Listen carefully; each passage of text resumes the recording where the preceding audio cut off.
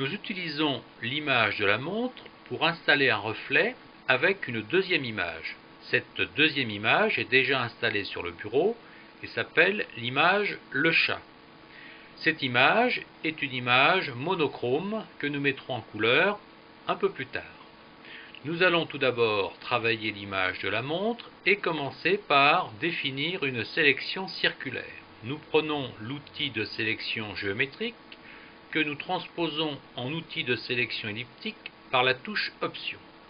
Nous centrons cette sélection en commençant sur l'axe des aiguilles et pour définir une sélection circulaire et centrée, nous appuyons sur les touches Option et Capitale, ce qui va nous définir un cercle parfait sur la position du cadran. La sélection, une fois définie, nous la mémorisons en cliquant sur le petit icône de la palette des couches pour créer la couche numéro 4, qui est donc la mémorisation de cette sélection. Dans la couche numéro 4, nous allons installer un dégradé en désactivant la vision des couches RVB, mais en gardant l'œil sur l'icône RVB. Nous allons travailler la couche numéro 4 en utilisant un dégradé du noir vers le blanc, dégradé linéaire, et avec la touche capitale, ça me permet d'avoir un dégradé parfaitement rectiligne. Le dégradé s'installe dans la zone de sélection et modifie la couche numéro 4.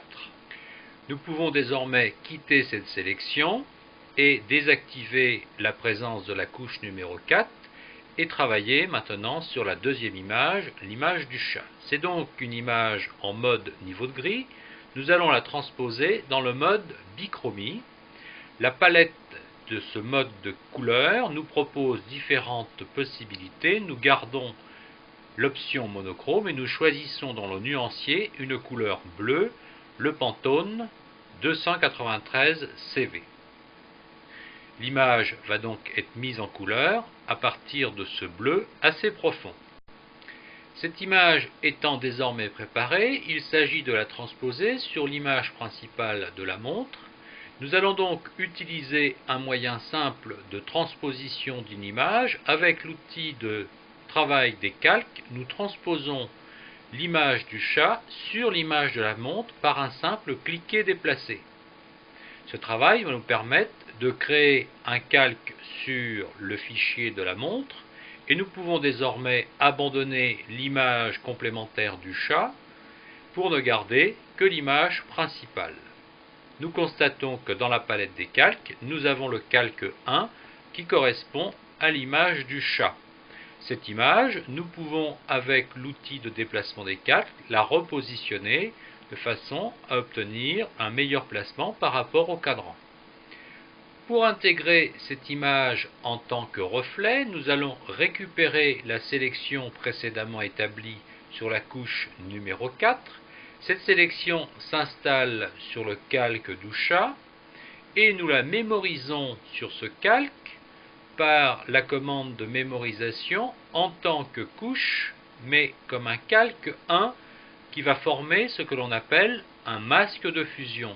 Ce masque de fusion va venir en complément de l'image sur le calque 1, ce qui permet d'afficher l'image uniquement dans le contenu de la sélection. Nous avons désormais le reflet du chat par la présence du masque de fusion.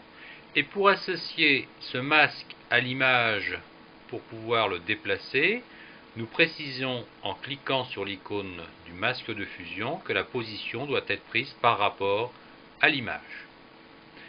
Afin de compléter ce reflet, nous allons faire un doublon du calque 1 en glissant tout simplement ce calque sur l'icône de duplication, ce qui va nous créer un calque 1 copie.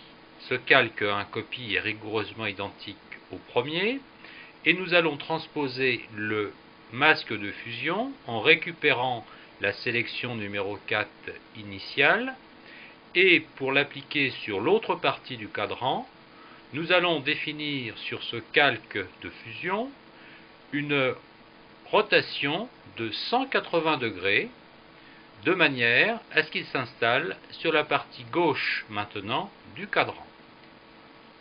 Il suffit maintenant de mémoriser cette sélection nouvellement placée par la mémorisation couche, mais calque 1 comme masque de fusion sur la copie du calque 1.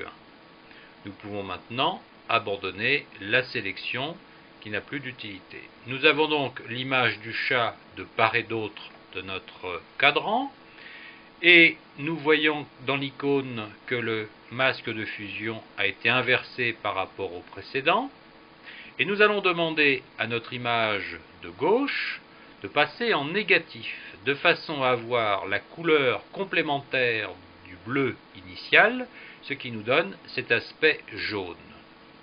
Pour récupérer plus d'informations de la montre, nous pouvons donner à ce calque de copie l'option de produit, ce qui va nous permettre de mettre les chiffres du cadran plus en valeur par rapport à la partie de droite. Cet avantage sur les calques permet de gérer la transparence par rapport à la partie droite de notre cadran où nous avons gardé l'option normale, les chiffres étant masqués. Il suffit maintenant d'aplatir l'image pour en former une image globale afin de la travailler ultérieurement.